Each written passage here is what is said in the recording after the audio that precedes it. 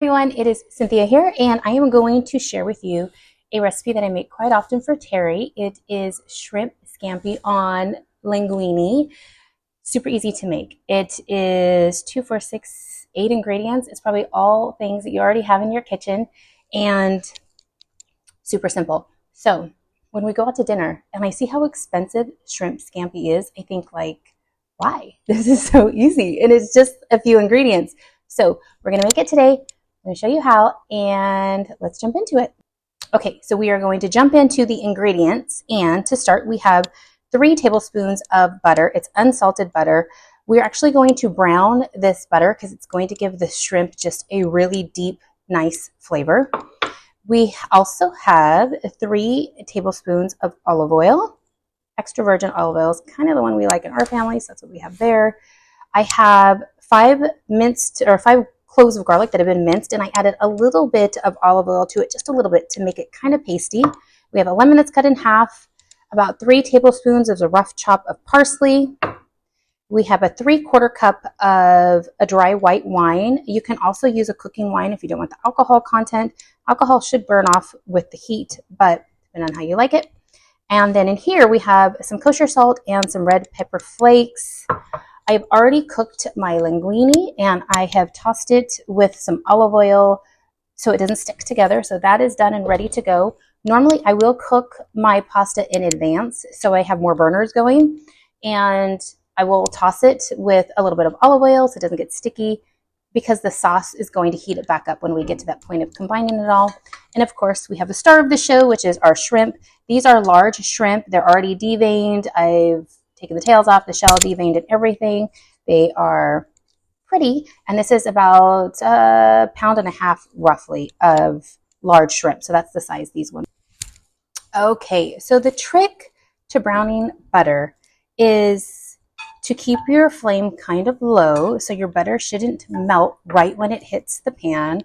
I like to use a fork. I'm not overly fancy. I'm not trained in any specific way, but I know that the fork gives me a lot of control of the butter. And the trick to browning butter is to make sure that you're constantly moving the butter around so it doesn't burn. What you're going to see is it's going to start to foam. And as it foams, it's going to start to take on a really golden, deep hue, and that's when you know you have it right. So this can take a few minutes, and I'm not going to record the whole thing, but I'm going to keep browning this butter till it gets to the color that I want, the really deep golden brown.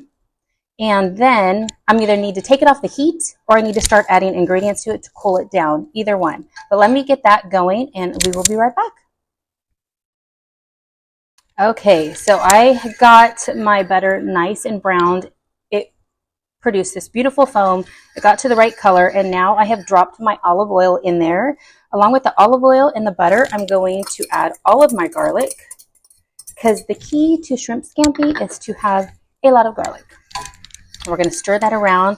We're going to let that get super fragrant. It's going to take about 2 minutes to get this where I want it, and then we're going to start adding other ingredients in. So a trick when you're browning butter is the minute it gets the hue that you want, you need to take it off the heat, like right away, because obviously butter is going to keep heating up and cooking. If you get any little sticky brown bits on the bottom of the pan, you want those to be there, because that's going to add more flavor into your overall dish. So if you don't have your ingredients set up and ready, pull it off the flame, let it cool down while you get the rest of your ingredients ready, and then get back to cooking. So let me let this simmer for just a couple minutes and we will be back.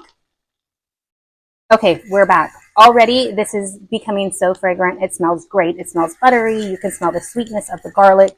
The garlic has already turned just a little bit brown, and it's kind of right where we want it. Okay, so now we are going to add in our white wine very carefully so it doesn't flame up. Your flame should never be coming over the sides of your pan. That means your flame is just way too high. We are going to let this simmer and reduce by about half, and then keep moving forward with the other ingredients.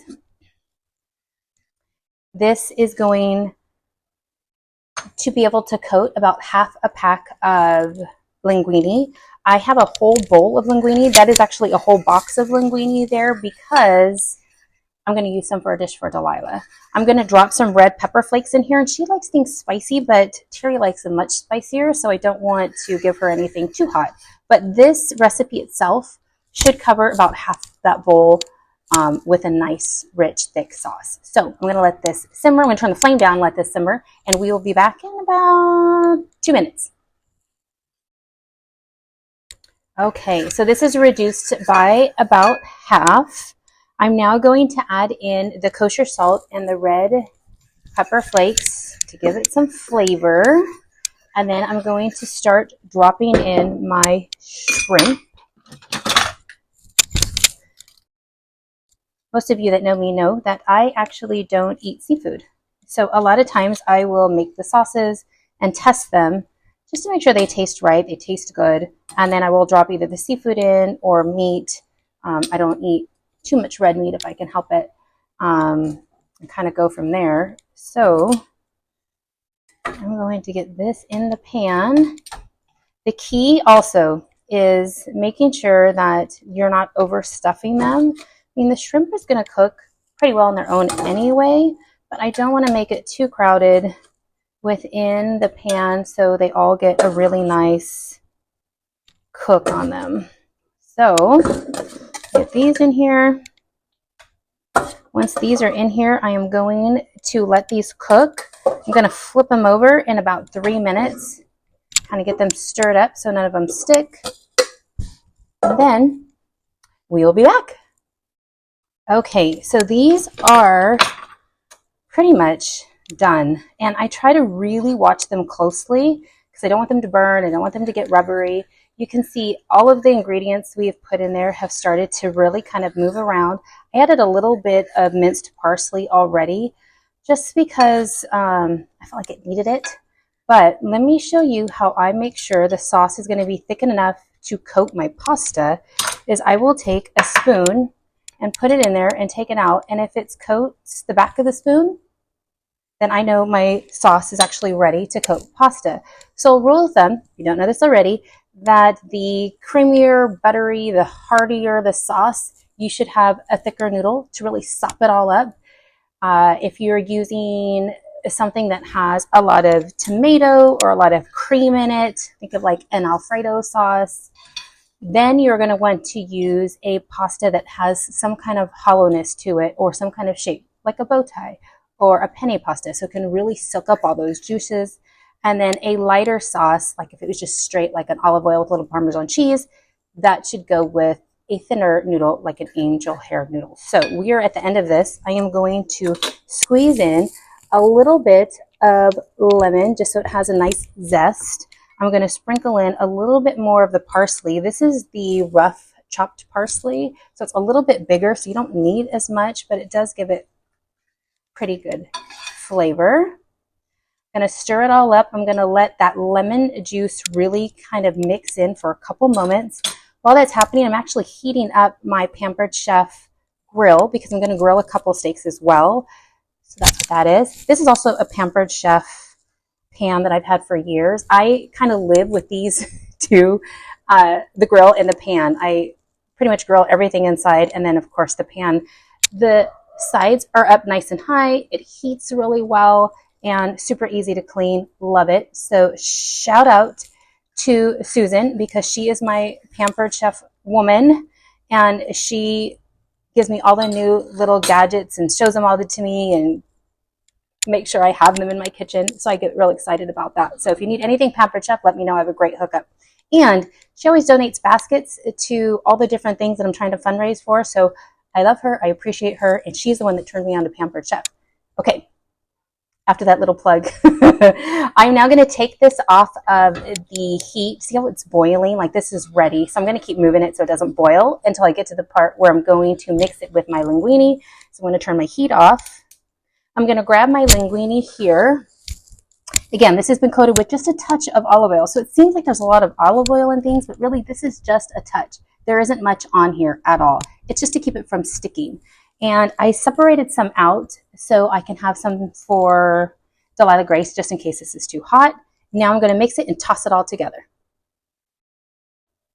Okay, it's kind of our final result here. You can see all the noodles have a lot of everything. The sauce is really clinging to the linguine. The shrimp have cooked up nice and beautiful. It's all buttery. This is exactly what I was looking for. So now I am going to put this aside so it doesn't continue cooking. Normally I actually wouldn't toss it here on the grill, but I don't want to move the camera. So this is where it's going to be, and the bowl is actually getting hot. So I'm going to put this to the side and drop this bread into our air fryer so it gets nice and crusty so he can use that to also eat with. Once it crusts up, I'm going to put some butter and probably spread just a little bit of garlic salt, just a little bit. But I'm going to put this in the air fryer next, and then I will plate the whole thing so you can see it all finished.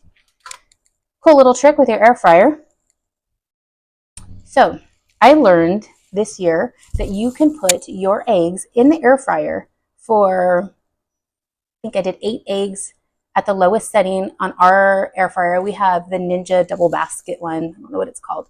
The lowest I think it goes is like 300. You can put 8 eggs in there for 10 minutes and they come out perfectly hard boiled. You don't have to boil water. You don't have to use any of your burners. I literally threw all of our eggs in there and hard boiled all of them. They still peeled. They were still super easy to taste and change, nothing. So little trick with your air fryer. Okay, we are all done. I have my dish plated. I actually have my burner still heating up so I can get a really good sear on the steaks, which I'm not going to show you in this, but it's kind of what's going on. So let me show you what it looks like all finished. Okay, this is the final result. Just shrimp scampi. You can see everything looks really juicy. It's got a lot of butter, garlic. It is beautiful. So I have finished the Fed the Man dinner for tonight.